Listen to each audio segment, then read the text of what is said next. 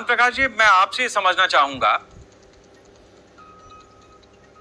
मेरे दो तीन बहुत स्पेसिफिक चीजें हैं। एक तो जैसा अभी बकाया साहब ने बताया कि बहुत सारे लोग 2 साल पहले भी जब स्थिति ऐसी बनी थी तो कश्मीर से, वैली से हट करके और जम्मू आने की उन्होंने इच्छा जाहिर की थी।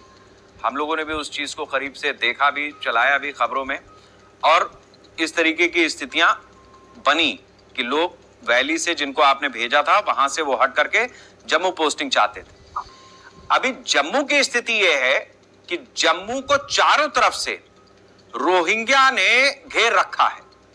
वहां पे शरणार्थी कैंप हैं। मैं खुद इस बात को देख करके आया। वो जगह आपकी घिरी हुई, इलाका घिरा हुआ है जम्मू रोहिंग्याओं से।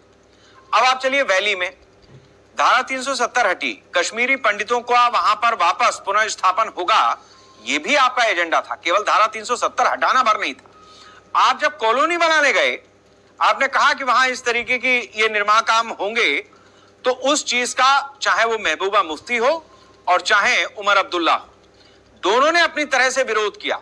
और महबूबा मुफ्ती की तो स्थिति यह है कि डाउनटाउन में जितना उमर अब्दुल्ला के, या फारूक अब्दुल्ला के समय पे रोशनी स्कीम के जरिए टेररिस्ट को वहां पर पोजीशन दिया गया, वो भी बाहर नहीं हो रहा है। तो कुल मिलाकर के जिस तरीके की स्थिति वैली के अंदर बनी हुई है, मुझे लगता है कि ये एक ऐसी स्थिति है जिसमें आपको एक ड्रास्टिक डिसीजन लेना होगा। आपको ये बताना होगा कि ये जेनोसाइड नहीं है, यहां पर केवल सफाई है, और वो सफाई करने में कुछ जाएंगे तो जाएं, ये करना पड़ेगा आपको। देखिए, जिस तरीके से कश्मीर के संदर्भ में हम शुरू से जिन हालात और परिस्थितियों को देखते आए, और हमारी सरकार पहले महबूबा जी के साथ में गठबंधन में भी रही और सब चीजों का अनुभव ध्यान में आया, और वहां के सिस्टम के साथ में मिलकर के और जोड़कर के वहां की परिस्थितियों को समझने के बाद जो एक्शन लिया और धारा 370 को और 35(1) को वहां से खत्म करके जो बाधाएं थी उनसे कश्मीर को निजात दिलाई, मगर साथ ही साथ जो बिगाड़ हुए और तमाम तरीके की वहां पर वह स्थितियां जो पैदा हो रखी थी, जिसके कारण से कश्मीर जो है वो जख्मी था। मैं ये मान करके चलता हूँ कि हमारी सरकार इस वक्त उसी पर काम कर रही है, और जिस तरीके से आपने बताया कि जो वहां पे हालात पैदा हुए, रोहिंग्या और इस प्रकार की एक्टिविटीज वहां पर एस्टेब्लिश हुई, जाहिर सी बात है कि इसके पीछे मंसूबे तो खतरनाक है ही, मगर उन परिस्थितियों को हमने जब खत्म कर दिया और ठीक दुरुस्त हो गए, तो मैं ये मान करके चलता हूँ कि हमारी सरकार, हमारी एजेंसियां इन सब चीजों के ऊपर भी जो है हर सूरत में काबिज हो पाएगी, और सुरक्षा जो है वहां की जनता और आवाम को मिल पाएगा। मगर साथ ही साथ हमें इस चीज को भी ध्यान में रखना है कि जिस तरीके से पहले जो लोग थे और जिस प्रकार की वो सोच रखते थे, वो सोच एक दिन में बदल जाएगी ऐसा नहीं है। एक बहुत बड़ा समय 1990 से लेकर के, और मैं समझता हूँ 2020 तक का जो समय है, लगभग 30-35 साल का जो समय है, वो पूरे विचार को बदल देता है। तो विचार के मतलब सुरक्षा के साथ साथ, एक्शन के साथ साथ विचार से भी लड़ने की आवश्यकता है। और यहाँ पर जिस तरीके से बेहतर काम करने के प्रयास हो रहे हैं, उसमें इस प्रकार की मुश्किलात पैदा करने के लिए ये जो गतिविधियां हैं, जिस तरीके से धमकाना और एक्शन लेना, ये जो है ना अपने आप में दुर्भाग्यपूर्ण है। और मैं मान करके चलता हूँ कि हमारी सुरक्षा एजेंसियां, हाँ जी, दो चीजें आपसे मैं समझना चाह रहा हूँ। आपने अपना पॉइंट रखा है, दो चीजें आप देखिए। जब पहलगाम में हमला हुआ, बैतरन घाटी में जब हमला हुआ था, जिसके अगेंस्ट में हमने ऑपरेशन सिंदूर किया, आतंकवादियों ने वहां पर कहा था जाकर के मोदी को बता देना, जाकर के मोदी को बता देना। जो अभी वहां पर जिनको बकाया साहब मुलाजिम कह रहे हैं, जिनको धर साहब ने बताया कि वो लोग वहां पर काम कर रहे हैं, 4250 फैमिलीज जिनकी बात हुई है या लोगों की बात हुई है, वो भी पीएम पैकेज के अधीन वहां पर भेजे गए हैं, वहां पर काम कर रहे हैं। आप अगर मेरा पॉइंट पकड़ पा रहे हैं, आप मेरे ख्याल से राजनेता हैं, इतना पकड़ लिया होगा आपने, आप बात समझिए मैं जिस तरफ इशारा कर रहा हूं। वो नहीं रहने देंगे वहां पे, वो चाहते ही नहीं है कि वहां पर एक भी कश्मीरी पंडित हो। इसके ऊपर बीजेपी का क्या वर्जन है या विजन है, मैं इस चर्चा में उस चीज को समझना चाहता हूं। एक कश्मीरी पंडित को बर्दाश्त नहीं करेगी वैली, मैं कह रहा हूं। ये उसका मानना है। वहां के जो वैली के जो लोग हैं, मैंने बोला ना कि जो जिस विचार के साथ में पिछले 30 वर्ष से वो पुष्ट हुए हैं, तो एक दिन में विचार नहीं बदले।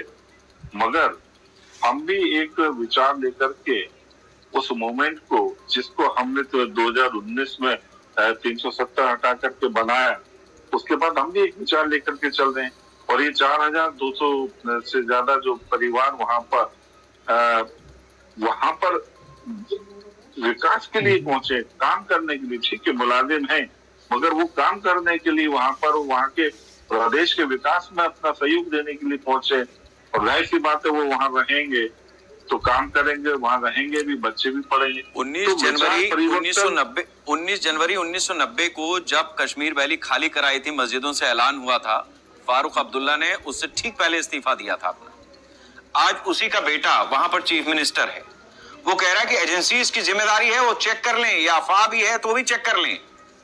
आप बात समझिए ना, कुछ चीजें कभी सीधी नहीं होती, कितने भी दिन पाइप में डाल के रख लीजिए।